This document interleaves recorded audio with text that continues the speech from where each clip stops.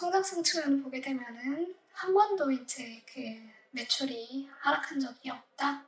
연간 기준으로 보게 되면 하락한 적이 없다라는 점이 굉장히 인상적이고, 그다음에 2014년 대비해서 봤을 때는 매출이 약 3배 정도 성장했다. 그래서 그 배경에 보게 되면은 북미 등 해외 시장에 적극적으로 공략을 이어간 그런 결과물이 이제 이 성장이고, 그다음에 제품 믹스도 보게 되면은 고효율, 콘덴싱 중심으로 이제 개선이 있었고, 그다음에 파이프라인도 이제 그 보일러에서 온수기, 그다음에 냉난방 통합기기, 그다음에 가전 그 기기 이런 쪽으로 굉장히 이제 활발하게 좀 그 확장이 이루어졌다라고 볼 수 있을 것 같습니다.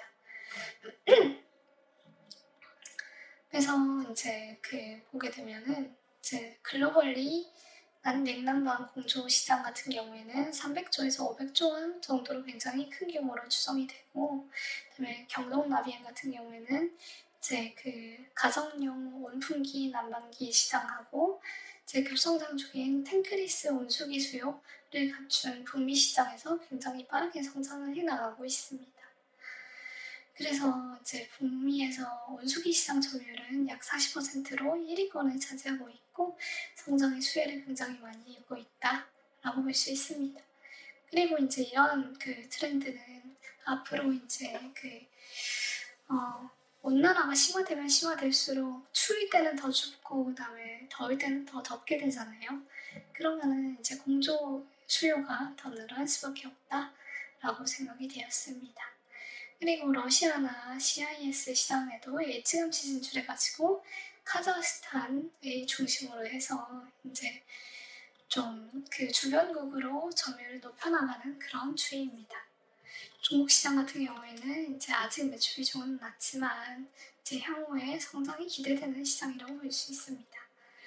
경쟁사 같은 경우에는 이제 귀뚜라미 보일러하고 국내 시장에서 양강구도를 이루고 있는데, 귀뚜라미 같은 경우에는 이제 국내 비중이 높고 경동나비엔 같은 경우에는 해외 매출 비중이 높아가지고 훨씬 더 이제 규모의 경제를 잘 시현하고 있다라고 보여집니다.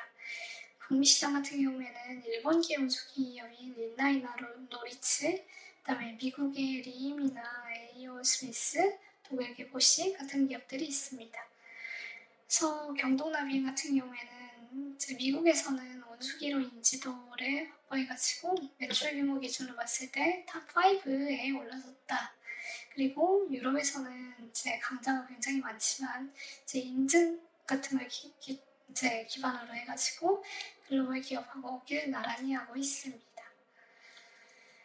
그래서 앞으로는 보게 되면은 이제 퍼네스 이제 공조 시장으로 좀 진출해가지고, 공조 시장 같은 경우에 이제 온수기에 비해가지고 약 5배 정도에 달한다고 하니까 지금까지 축적한 그런 그 브랜드 가치를 기반으로 해가지고 좀 북미 매출이 한층 도약할 수 있는 계기가 될 수 있다라고 보여집니다. 그리고 이제 평택 이산단에 신공장에 증설해가지고 이제 앞으로 더 이제 생산 능력을 높여나가고, 그리고 미국 시장에서도 이제 그 미국 공장을 이제 가동하기 시작했잖아요, 2024년에. 그래서 그 이후로 이제 미국 시장에서의 생산도 늘려가지고 잘 이제 그 매출 증가에 대응해 나갈 계획이라고 합니다.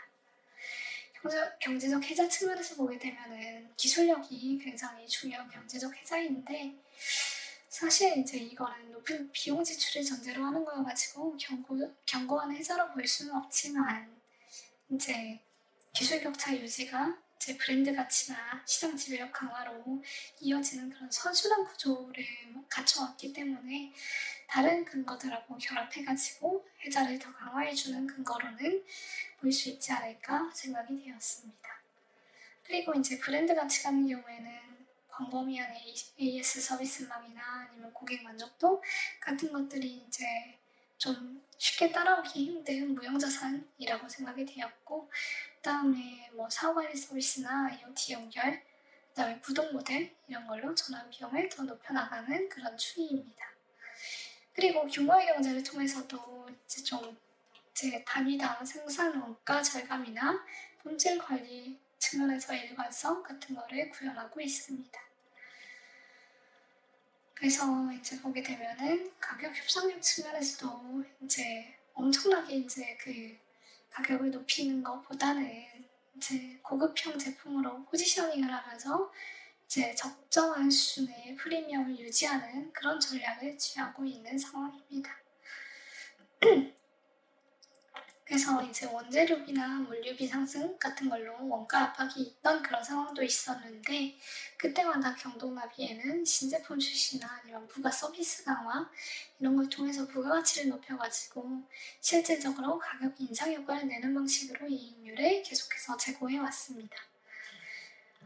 판매량 증대 전략 같은 경우에는 신규 시장을 적극적으로 개척해 나가고 있고, 그 다음에 시장 내에서도 제품군을 확대해 나가고 있어요. 그래서 이제 그 북미 시장에서 보게 되면은 크로스 셀링이 나타나고 있다라는 점이 입증되고 있는데, 첫 번째로는 제품 포트폴리오가 확장되고 있고 딜러왕에서의 그런 변화가 부착되고 있습니다. 그리고 딜러당 취급 제품 수가 증가하고 있어가지고 이거는 이제 다양한 제품을 팔지 않으면은 불가능하잖아요. 그래서 이제 보게 되면은 크로스셀링 기반이 마련되고 있는 걸로 볼 수 있고, 실제로 이제 나비엔 제품의 2개 이상 설치한 가구가 조금씩 증가하고 있다라고 회사가 밝히고 있습니다.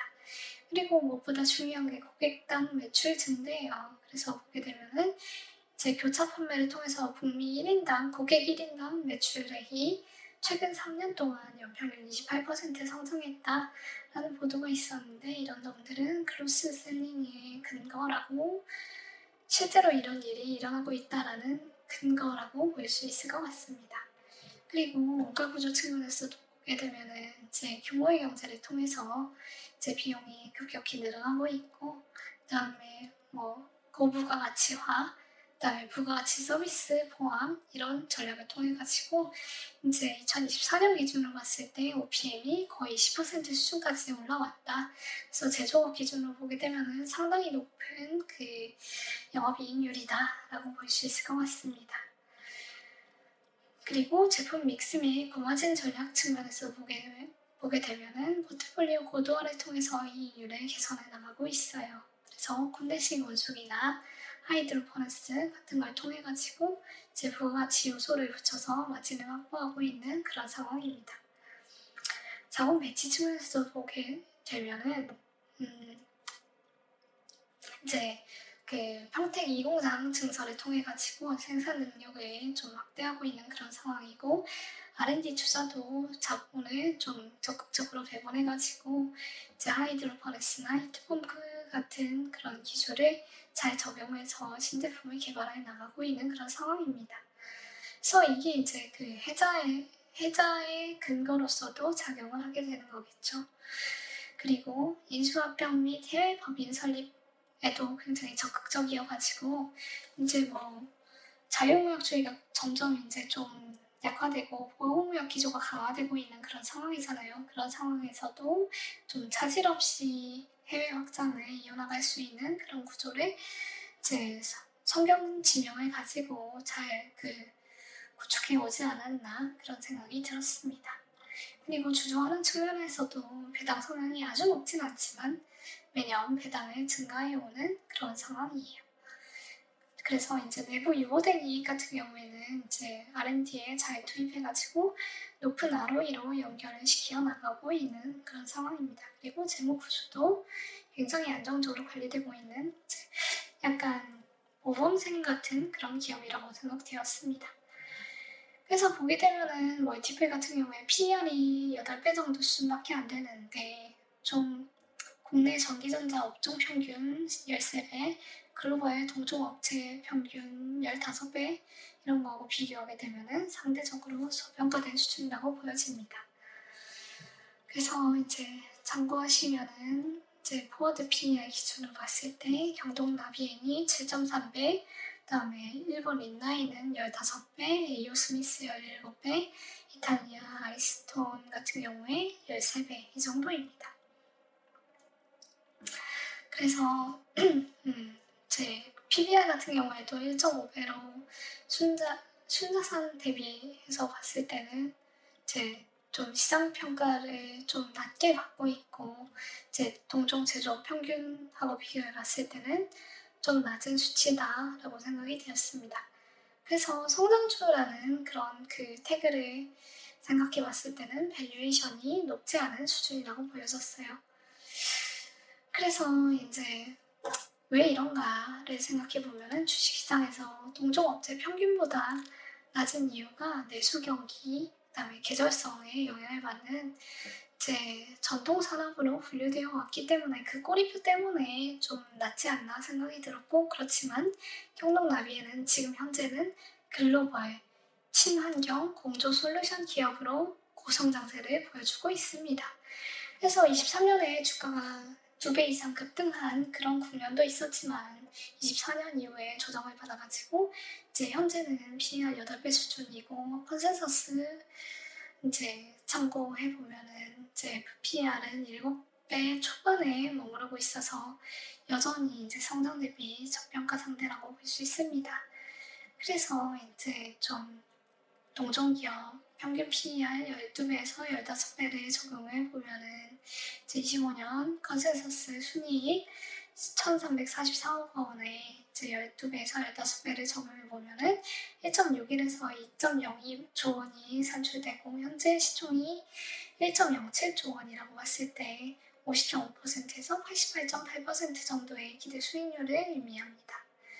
그래서 경쟁사가 많다, 그 다음에 조금은 약해 보이는 성장 내러티브, 그 다음에 깊고 넓다고 보기에는 조금은 부족한 경제적 회자의 근거, 이런 걸 감안하면 ATO 조건에는 완전히 부합하는 걸로 보기에는 조금 부족하지만, 그럼에도 불구하고 회자가 실적으로 증명해온 기본적인 성장의 기초 체력을 고려할 때 현재 밸류에이션은 확실히 안전마진이 어느 정도는 보장되는 수준이라고 생각이 되었습니다.